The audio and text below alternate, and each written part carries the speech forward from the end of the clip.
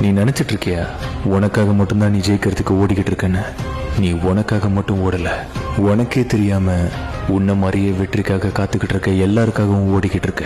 நீ மட்டும் ஜெயிச்சிட்டன்னு வச்சுக்க, உன்ன மாதிரி இருக்க எல்லாருக்குமே அது ஒரு வழியா இருக்கும். இந்த உலகத்துல ஒரு விஷயத்துல ஒருத்தன் ஜெயிச்சிட்டானா அவனுக்கு பின்னாடி இருக்க அத்தனை பேரையும் அவன் போன அதே வழியில ஜெயிக்க வைக்க போறான்னு அர்த்தம்.